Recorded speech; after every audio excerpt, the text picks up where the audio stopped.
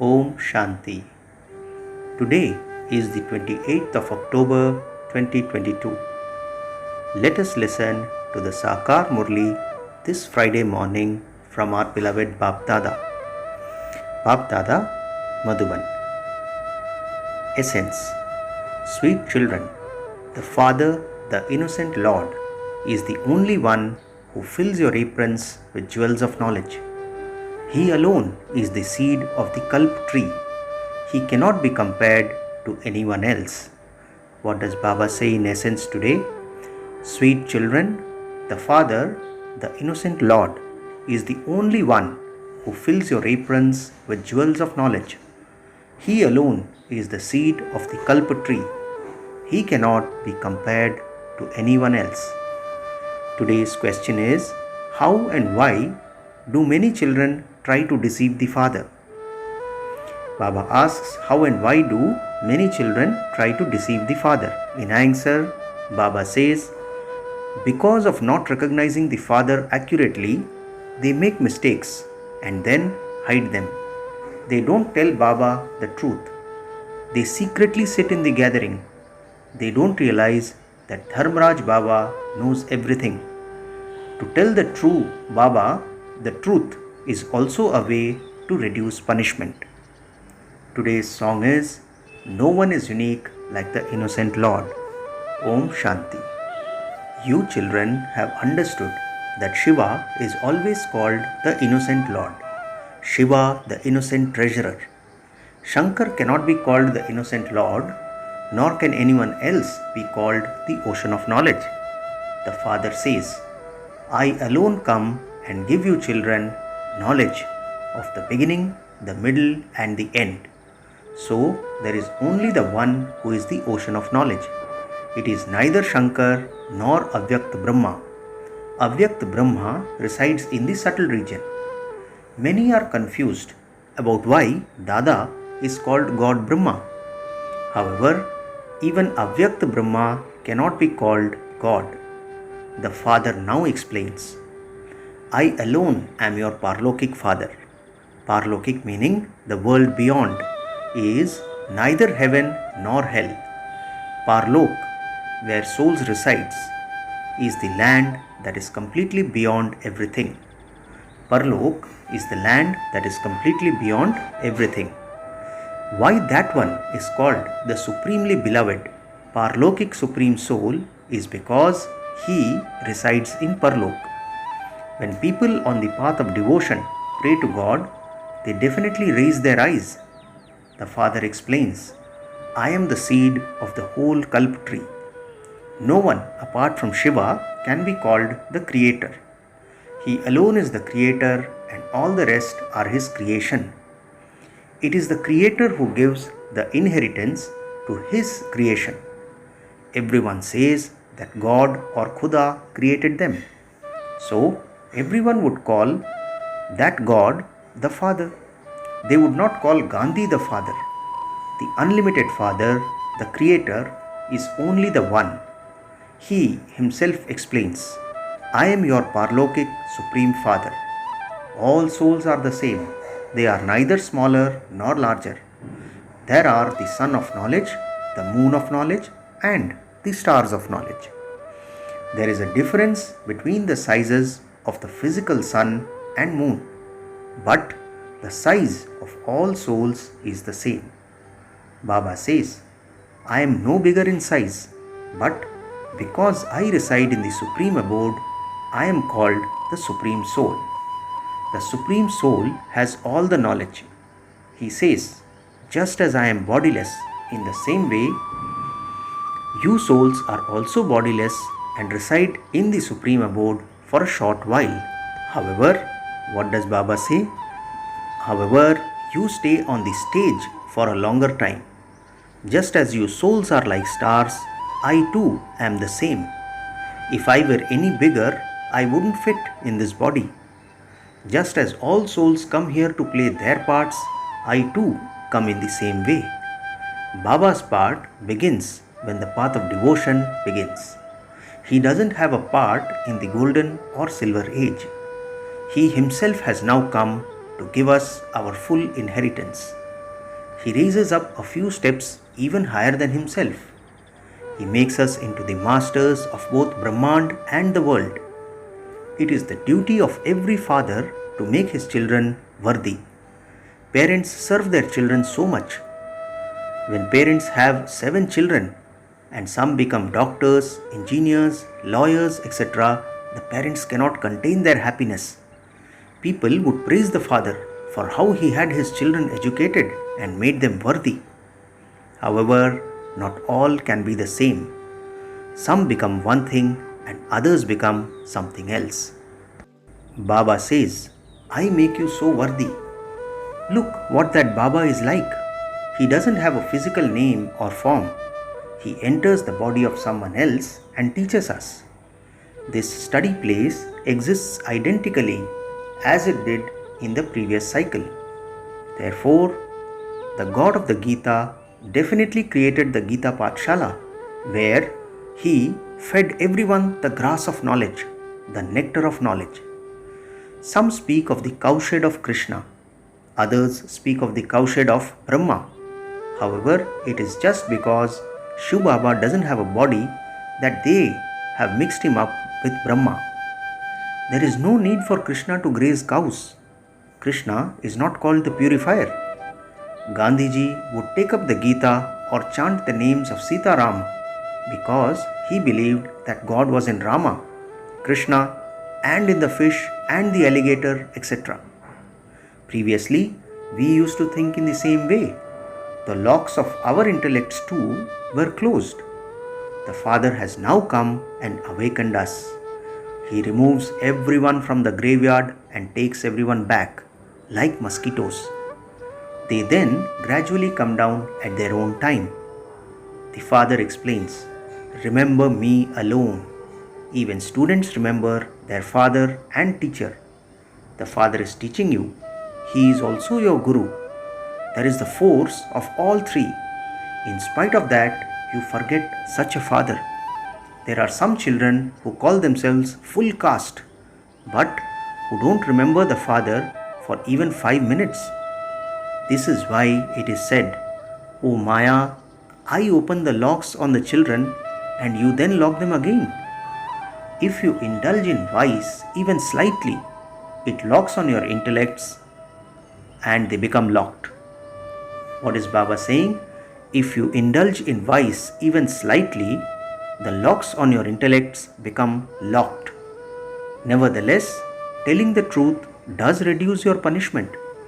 If you voluntarily confess to the judge, the punishment will be reduced. Baba does the same thing. If someone does something bad and hides it, there is severe punishment for that. Therefore, you mustn't hide anything from Dharamraj. There are many who indulge in vice and then come secretly and sit in the gathering. However, can they hide anything from Dharamraj? When they don't have faith, they try to deceive such a father. They may deceive the corporeal one, but incorporeal Baba knows everything. He is the one who is giving you teachings through this body. Many people ask you how God enters the body of Dada. He was a householder, he had children, etc. Why does God enter him? Why doesn't God enter the body of a sage or a holy man? However, God has to purify the impure.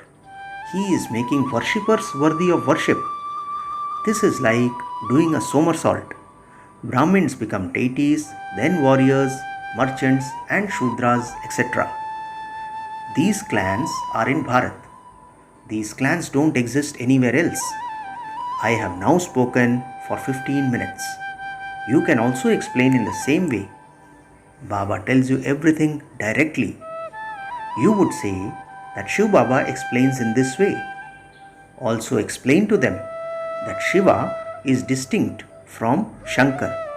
You have to explain this very clearly. This is giving Baba's introduction. The government has the book Who's Who printed.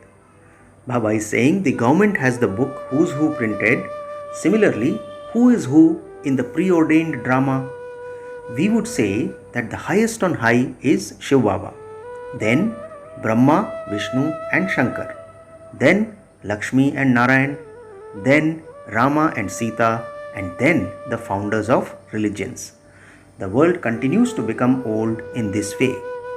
You deities go onto the path of sin. The Father now comes and awakens you. He says, "Surrender everything to me and follow my directions." The directions he gives are his Srimad. Lakshmi and Narayan and Rama and Sita, whom people remember, went on to the path of sin. Who else could give Srimad? It is Baba who fulfills the desires of the devotees. Even though the devotional feelings of some are for a fish or an alligator, etc., I fulfill their desires. They have taken this to mean that God is in a fish and in an alligator, etc. Baba explains to you many secrets, but those who understand it are number-wise, and so their status also becomes number-wise. The deity kingdom, not a religion, is being established. Religions are established by those of other religions. Shiv Baba makes you into the kings of kings through Brahma. The meaning of kings has been explained to you. The kings who indulge in vice worship you. Therefore, you receive such a high status. You very much enjoy the sweet things that Baba tells you. But as soon as you get up from here and drink tea, your intoxication decreases. By the time you reach your village, it has completely finished. Here, it is as though you are sitting in Shiv Baba's home. There is a lot of difference there. When someone's husband goes abroad, she sheds tears. He doesn't give real happiness. This Baba gives you so much happiness. Therefore, when you have to leave him, you cry. Many say that they just want to stay here. So, where would your children go? They say you look after them. How many people's children would I look after? Shiv Baba is asking. However, if you wait and become serviceable, arrangements will be made for your children. In the beginning, there were very few, and so Baba looked after their children. However, there are now so many of their children to look after. Then, if one of them were lost, they would blame Baba for losing their child. The one who was appointed to look after the children would also ask, "Why should I look after the karmic bondages of someone else?" Okay, just look after the one child, Shiva, and he will look after your children. But you must never divorce Baba. Many children have divorced Baba in this way. They are called incarnations of fools. Even if you sulk with some Brahmakumars and Kumaris, you must never sulk with Shiv Baba. Let's hear what Baba says. Even if you sulk with some Brahmakumars and Kumaris, you must never sulk with Shiv Baba. He has come to give you your fortune of the kingdom. Acha, to the sweetest, beloved, long lost and now found children, love, remembrance and good morning from the mother, the father, Bap Dada. The spiritual father says namaste to the spiritual children, and we the spiritual children say namaste to our spiritual father. Today's essence for dharana has 2 points. First point, surrender everything you have to the Father and follow Srimad fully. Do not perform any bad action and then hide it. By telling the truth to the judge, your punishment will be reduced. Second point, never sulk with the Father. Become serviceable. You yourself have to cut your bondages of karma. Blessing for today. May you be constantly full of zeal and enthusiasm and celebrate every moment of the confluence age as a festival. What a wonderful blessing Baba has given us. May you be constantly full of zeal and enthusiasm and celebrate every moment of the confluence age as a festival. Baba explains, any festival is celebrated to bring zeal and enthusiasm. The lives of you Brahmin children are lives full of enthusiasm. Just as there is life in this body when there is breath, in the same way, the breath of Brahmin life is zeal and enthusiasm. This is why every moment of the confluence age is a festival. However, the speed of your breathing has to be constant and normal. If your breathing becomes very fast or very slow, you would not be said to have a normal life. So, check whether the speed of zeal and enthusiasm of your Brahmin life is normal, that is, constant. Finally, the slogan for today: to remain full of the treasures of all powers is the speciality of being a Brahmin. Slogan once again: to remain full of the treasures of all powers is the speciality of being a Brahmin. Acha, Om Shanti. Today we also have two invaluable versions of Mateshwari Ji. The essence of both the invaluable versions are: the first one, the time of God's predestined program of coming, and second, it is God who creates Kismat, that is fortune, and human beings who spoil their own Kismat. So let us see them one by one. The first invaluable version, the time of God's predestined program of coming. Mamma says, people sing the song, O God of the Gita, come to fulfill your promise. Now the God of the Gita has come himself to fulfill his promise of the previous cycle, and he says, O children, when there is extreme defamation of religion in Bharat, it is definitely at that time that I come to fulfill the promise I made. My coming does not mean that I come in every age. Defamation of religion does not take place in all ages. Defamation of religion only takes place in the Iron Age. Therefore, you have to understand that God comes at the time of the Iron Age. The Iron Age comes every cycle, and you have to understand that I come every cycle. There are 4 ages in a cycle. This is known as a Kalpa. For half a cycle, in the golden and silver ages, it is Satoguni and Satopradhan. There is no need for God to come then. Then, from the 3rd age, the Copper Age, it is the beginning of all other religions. At that time too, there isn't extreme defamation of religion. This shows that God does not come in those 3 ages. There remains the Iron Age, and extreme defamation of religion takes place at the end of this age. God comes at this time, destroys irreligiousness, and establishes the religion of truth. If he had come in the Copper Age, then after the Copper Age there would have been the Golden Age. So why is it the Iron Age now? It wouldn't be said that God came and established the extreme Iron Age. This cannot be the case, and this is why God says, I am the one, and I only come once, and to destroy irreligiousness and the Iron Age and establish the Golden Age. So, the time of my coming is the Confluence Age.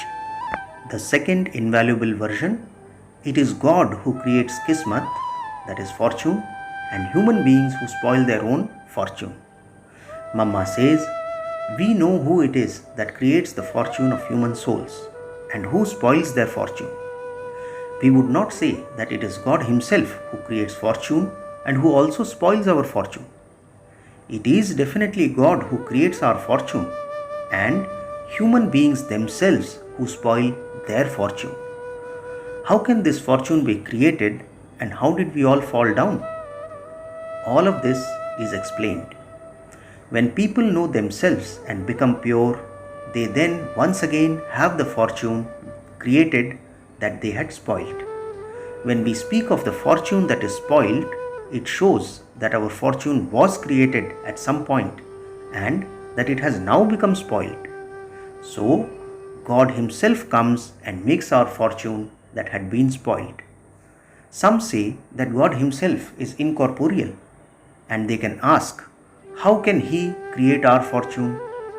It is explained as to how incorporeal God comes and through the physical body of Brahma gives imperishable knowledge, creates our fortune which has been spoiled. It is God's duty to give us this knowledge. However, human beings cannot awaken the fortune of one another. It is God alone who awakens everyone's fortune, and this is why the temple of his memorial is there for all time. Acha, Om Shanti.